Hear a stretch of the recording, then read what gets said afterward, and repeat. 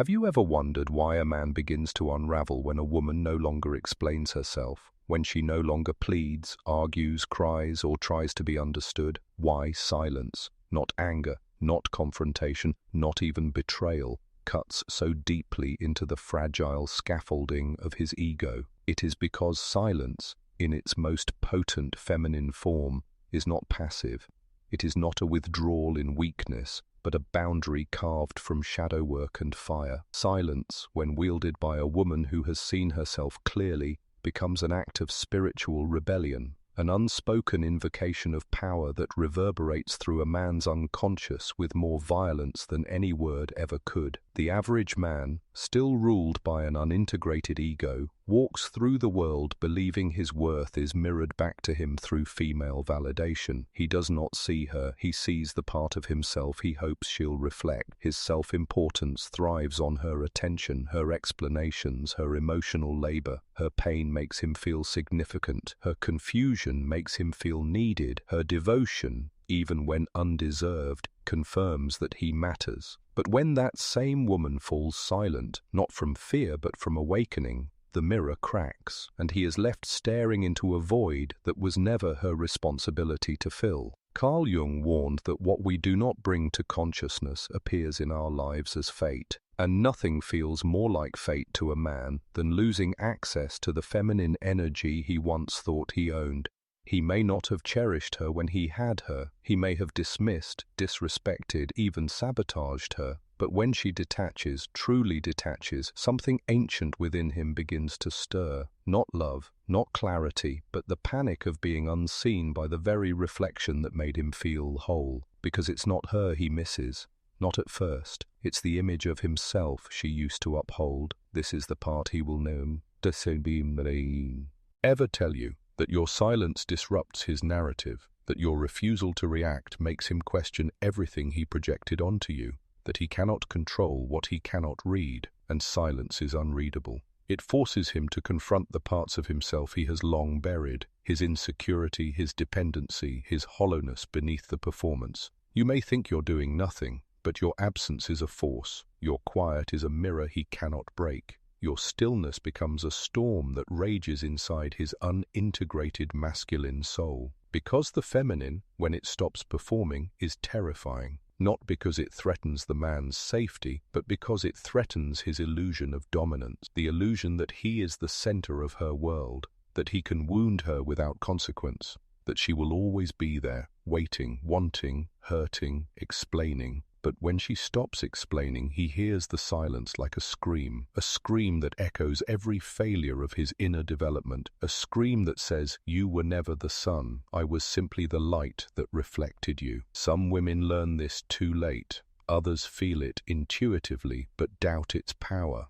They are told silence is weakness, that silence is manipulation, that silence is cruel. But true silence, conscious silence, is not a game, it is not punishment, it is the natural conclusion of emotional labor unreciprocated. It is what happens when a woman begins to live from her center, not his orbit. She no longer needs to explain why she's pulling away. She no longer crafts essays in her mind trying to justify her worth to someone who never saw it clearly. She no longer clings to the fantasy of being chosen. Instead, she becomes the chooser. He will call it cold. He will call it distant. He will accuse her of being heartless, of changing, of giving up too easily. But what he cannot name is the shame of being watched through eyes that no longer burn for him, the shame of realizing that her silence is not a plea, it's a boundary, not a test, but a graduation.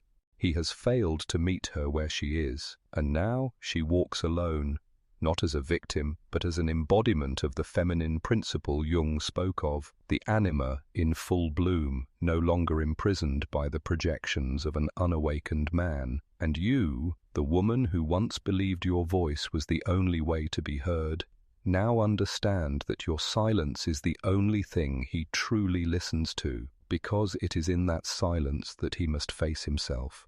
Not the version he crafted for you, but the raw, unfiltered man beneath the armor.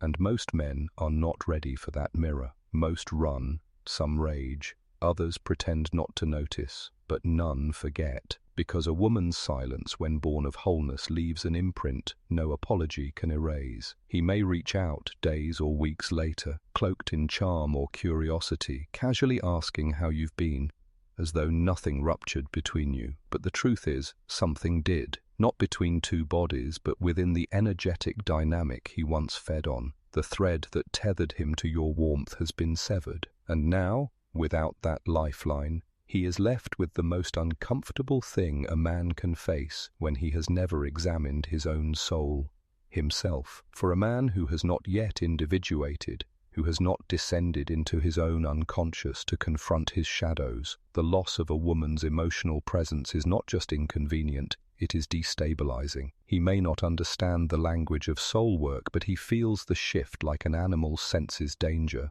not because you punished him, but because you evolved, and evolution to the stagnant feels like abandonment. Carl Jung wrote that the encounter with the anima, the inner feminine in every man, is essential to the development of his wholeness. But when a man is unconscious of her power, he will project that archetype onto the woman before him. He will see her not as she is, but as the symbol of everything he has not yet integrated. He will love her not for her truth, but for how she completes his inner lack. And when she withdraws, especially without explanation, it dismantles that projection. This is what terrifies him.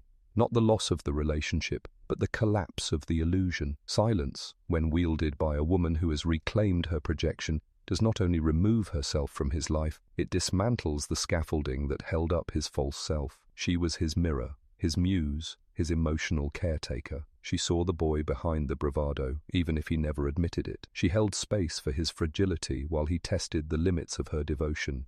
But now she holds space only for herself, and in that absence, the boy is forced to grow or remain lost. This is why your silence hits him harder than rejection. Rejection is a clear line, a defined response. It gives the ego something to resist, something to fight. Silence offers no script, no closure, no explanation that can be debated or dissected. Silence forces the ego to sit alone in its discomfort, with no enemy to blame but itself. He will tell himself stories to soothe the blow, that you were too emotional, that you expected too much, that you were never really for him. But beneath the narrative is the gnawing truth. She stopped needing me to understand her. She stopped needing me at all. And this, more than anything, is what shatters him. Because men, particularly those who have not yet confronted their own emotional immaturity, equate a woman's need with love. They believe that if she still wants to be understood, she still belongs to them. If she still explains herself, argues, pleads, then the game is not yet over. But the woman who falls silent has exited the game entirely. She no longer plays to win, because she no longer plays at all. She has begun the path of individuation, the sacred process Jung spoke of, in which a person integrates their shadow, reclaims their projections, and becomes whole unto themselves. Her silence is not empty, it is full of initiation. She is not punishing him, she is returning to herself. She is doing what he refused to do, meeting the unknown within. And this, in its rawest form, is feminine power. Not domination, not seduction, not manipulation. Stillness rooted in truth. The quiet fire of self-possession. The kind of presence that doesn't beg to be loved, because it is love, untethered from outcome. She is no longer reacting, she is observing. She sees clearly now the patterns, the loops, the illusions, and she chooses peace over explanation, dignity over desperation, mystery over martyrdom. The silence she offers is not cruel, it is sacred. It is the final act of release, not with bitterness but with clarity.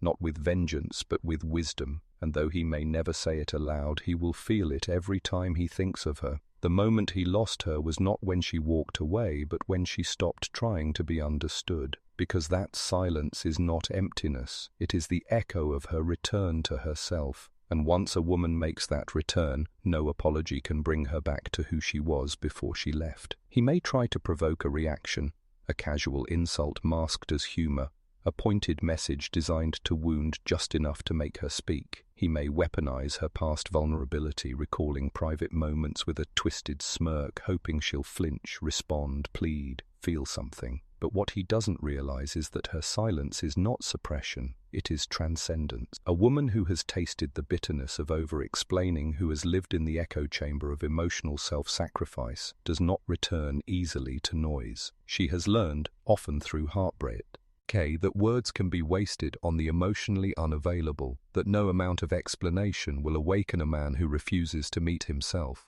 that sometimes dignity demands distance. He mistakes her silence for coldness because he has never witnessed this kind of power before. He knows how to handle drama.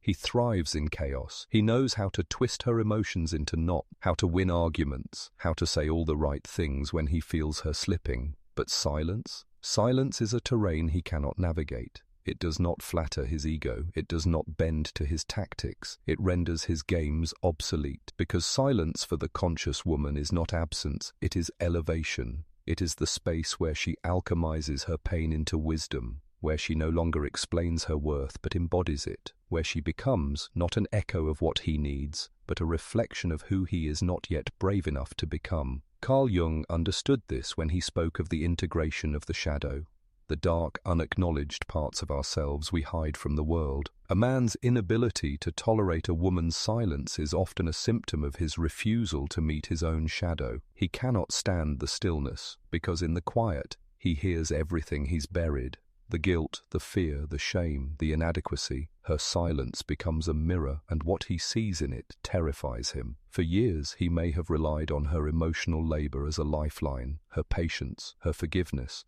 her endless capacity to try again. But she is no longer the therapist of his wounded inner child. She is no longer the muse for his unhealed masculine. She has outgrown the role he cast her in, the role of the woman who waits. Now she stands alone. Not in loneliness, but in liberation. This is the rebirth of the feminine, when she no longer sacrifices herself for the sake of being chosen, when she no longer translates her worth through a man's attention, when she no longer needs to win him back because she has already returned to the only thing that matters, herself. This kind of silence is not born overnight. It is the result of many nights spent in confusion, asking questions that went unanswered. It is the result of inner war, the battle between the heart that wanted to stay and the soul that knew it must leave. It is the silence that follows grief, but also the silence that precedes rebirth. And the man, if he is wise, will recognize this silence for what it truly is, an invitation, not to win her back, not to break her resolve, but to finally meet himself, to sit in the discomfort he's avoided, to begin his own descent into the unconscious, to become a man, not just in age, but in depth. Yet few do, because the silence of a woman who has awakened is not just hard to bear, it is revolutionary. It threatens to expose the emotional adolescence of men who have coasted through life on charm and control. It dismantles the myth that women must always explain themselves, prove themselves, bleed themselves dry just to be worthy of staying. And you, the woman who now holds this silence, you are no longer seeking closure. You are no longer holding out hope that he will suddenly understand or change or return with remorse in his eyes. You have released him, not with rage, but with reverence for your own becoming. There is no need for the final word, no need for dramatic exits or whispered threat, just the soft, sovereign quiet of a woman who knows she has said enough, given enough, waited enough, and now simply is enough, without anyone else's permission. So he watches. From a distance he cannot close. He senses that something has shifted irreversibly, that the silence he once thought was temporary has become her new language, not because she is heartless, but because she finally has a heart strong enough to be still. She walks away, not to be chased, but to be free, and he is left with the echo, not of her voice, but of her absence. He may try to fill that echo with noise, distractions, new lovers, reckless ambition. He will move quickly, compulsively, desperately, but the velocity is deceptive. Beneath the surface, nothing moves, because once he has felt the depth of a woman who held space for his soul and then withdrew that space, every shallow interaction thereafter feels like drowning in air. This is the curse of encountering the conscious feminine without being ready to meet her. She is not just a woman, she is a catalyst, an archetype, the flame that reveals the hollowness in his chest, and when that flame goes dark, he is not simply left in darkness, he is left in truth. Carl Jung taught that we do not become enlightened by imagining figures of light, but by making the darkness conscious. Yet so many men cling to illusions, clinging to the performative self, terrified of what silence might uncover. They would rather call her cold than confront their dependence on her warmth. They would rather name her heartless than admit that she became the mirror their ego couldn't bear. And so they run, from the silence, from themselves, from the invitation to grow. But no matter how far they flee, the wound follows, not because she cursed them, but because she blessed them with a moment of real reflection. She left not to destroy, but to reveal. This is the sacred paradox of the feminine. She heals through presence, and she heals through absence. She gives, and then she stops giving, not to punish, but to protect the sanctity of her own spirit. Most men don't recognize this until it's too late. They remember her laughter echoing in their kitchen, the way she saw through their masks with terrifying clarity, the way her silence wasn't just quiet, it was a withdrawal of magic. The light she once shined into their wounds now shines only inward, illuminating her own path. He has become untouchable, not by physical distance, but by emotional evolution. And you, the woman now walking through this silence, may feel moments of doubt. You may wonder if he cares, if he noticed, if the silence is heard at all. But understand this, the male psyche, even when unconscious, registers the loss of feminine presence like a child registers the absence of the mother. It stings in places he does not have words for. It destabilizes a world he thought he controlled. You are not a ghost. You are a lesson. One he may never be able to articulate, but one he will carry for the rest of his life. Because unlike rejection, which he can rationalize, silence forces him into mystery, into the symbolic, into the abyss, where the soul begins its journey. And most men are not initiated there until something, or someone, leaves them without explanation. That is the threshold. The silence you hold is not a wall, it is a gate, but he must walk through it himself. You are no longer standing on the other side, coaxing him, calling to him, hoping he'll understand. You have placed the key on the ground, turned your back, and walked on, not in bitterness, but in sovereignty. Whether he picks it up is no longer your concern. This is the wisdom of the dark feminine, the feminine who no longer overfunctions, who no longer explains her tears to a man who refuses to hold them, who no longer makes herself small for the comfort of a man still afraid of his own depth. She is not cruel, she is clear. And clarity is the most dangerous thing you can offer to someone who has built their identity on confusion. He will remember the day your voice fell silent, not as the day you left, but as the day he lost access to a part of himself he never knew he needed. Because the conscious feminine doesn't just nurture. She awakens, she disturbs, she dismantles illusions with tenderness, and when that tenderness is no longer met, she vanishes, taking with her the mirror he mistook for permanence. And you, no longer the mirror, have become the flame. The flame does not chase, it does not explain, it does not plead to be seen, it simply burns, and in doing so, it transforms everything in its presence, not always gently, not always quietly, but inevitably. He will remember you when he meets a woman who gives too much. He will remember you when he tries to provoke jealousy in someone who doesn't care. He will remember you in silence, not yours, but his own. In those long, sleepless nights where the noise of distraction fades and he is left with nothing but his breath and his memories. The absence of your voice will become a presence all its own, not because you are trying to haunt him, but because your silence was the first truth he could not manipulate. The first mirror he could not shatter with charm or cruelty. The first threshold he could not cross without confronting himself. Carl Jung wrote that wholeness is not achieved by cutting off a portion of one's being, but by integration. And this, your silence, is the moment of initiation. It is the spiritual rupture that invites the masculine into depth. But only if he accepts the invitation, only if he stops looking for you in other women and starts seeking the anima within himself. Some will take the path. Others will run from it for the rest of their lives, blaming women for the mirrors they broke rather than the reflections they feared. But you do not wait. You do not rescue. You do not reduce your fire to make him more comfortable in his shadows. You walk, not away from him, but toward yourself. toward the woman you became through the very pain he caused. This is not just feminine power, it is feminine alchemy. You transmuted heartbreak into freedom. You turned confusion into clarity. You took the endless spiral of over-explaining and turned it into a sigh.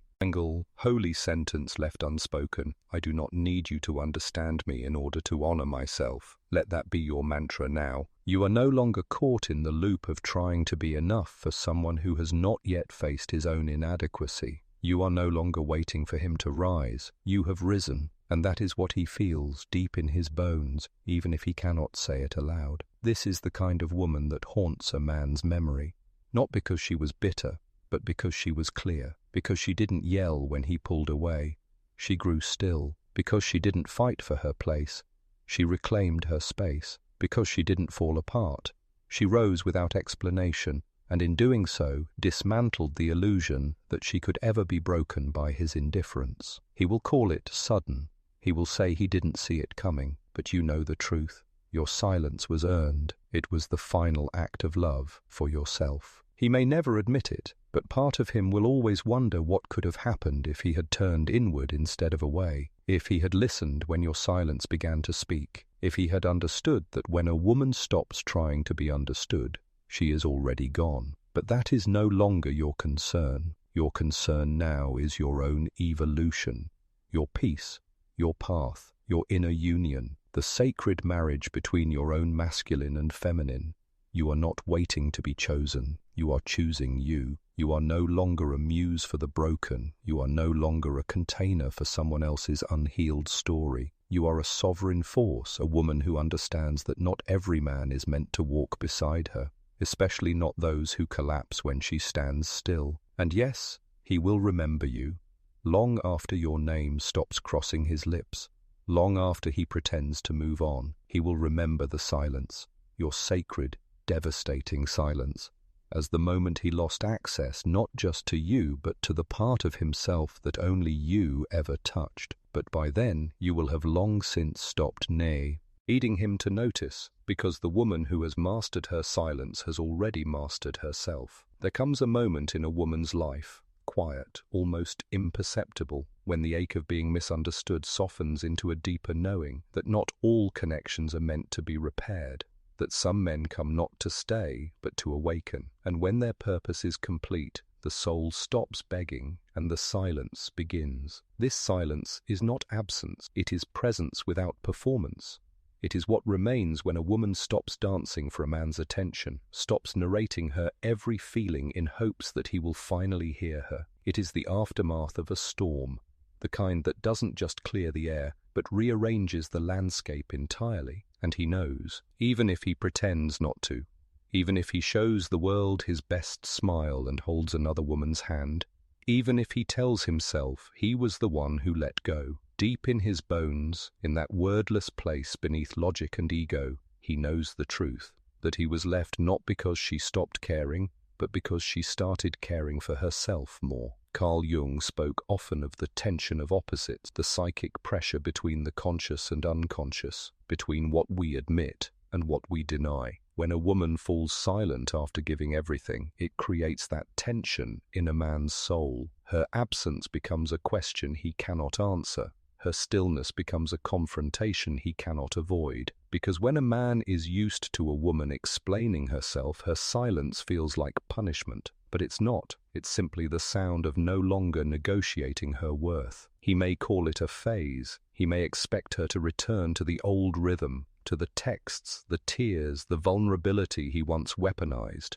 But when the silence is real, when it is born not of manipulation but of transformation, there is no going back. Because the woman he once knew, no longer exists. She has undergone a death, a funeral of the self she used to be when she needed him to understand her. The version of her that tolerated confusion, that begged for reciprocity, that made excuses for emotional unavailability, that woman is gone, and in her place stands something more dangerous to the ego than rage or sorrow, a woman who is no longer afraid to be alone, not lonely, alone. There is a difference. Loneliness is rooted in longing, in the ache to be seen, to be held, to be chosen.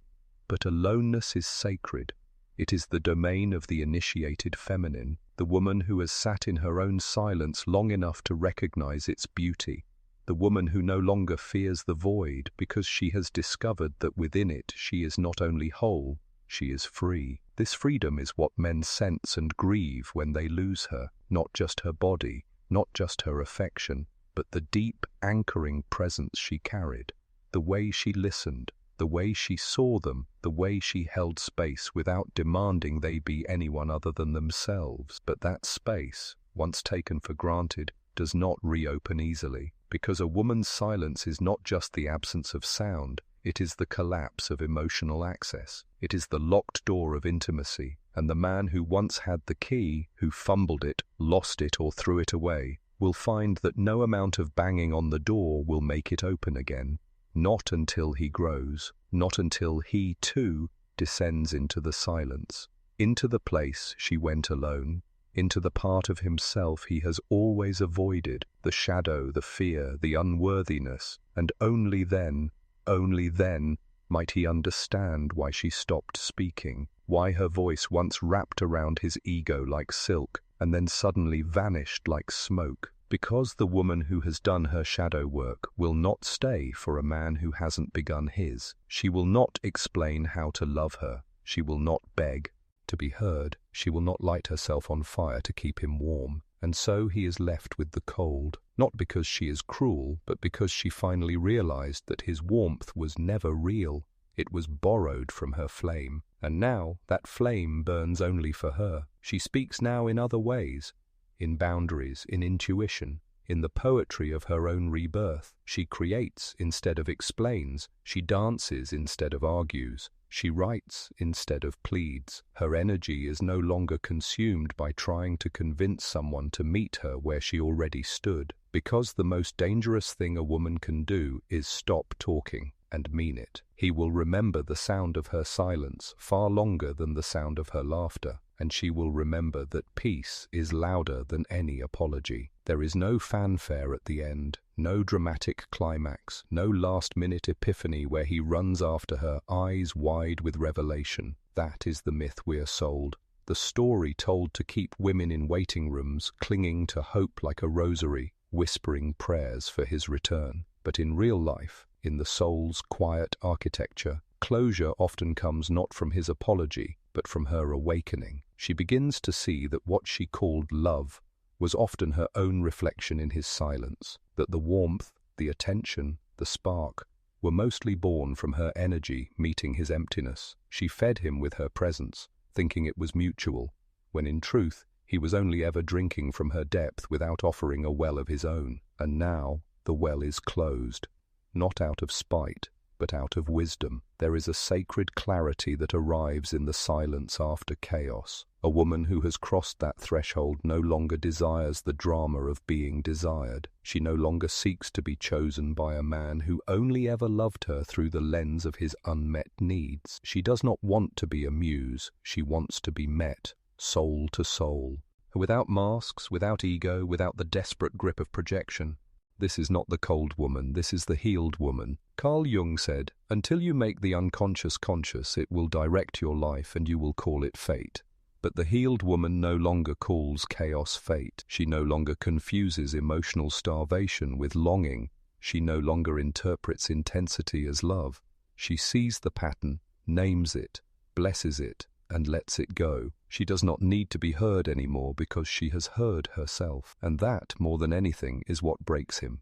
Not in anger, but in recognition. One day, perhaps years later, he will hear a certain song, pass by a place where they once stood, see her face in a dream, not as a lover, but as a symbol, a living reminder of the woman he lost, not because she stopped loving him, but because she started loving herself. He may look back and call it heartbreak, but for her, it was resurrection. The silence he feared was never about him. It was about her soul reclaiming its voice through stillness. It was the final sacred rite of passage from the girl who needed approval to the woman who walks with her own fire. She no longer waits for the phone to ring. She no longer crafts the perfect message in her mind. She no longer needs him to feel what she felt, to cry as she cried, to finally see the damage he never acknowledged. She has released him to his path, whatever that may be, whether he grows or stays stuck, whether he forgets or remembers, whether he reaches or vanishes, it no longer defines her.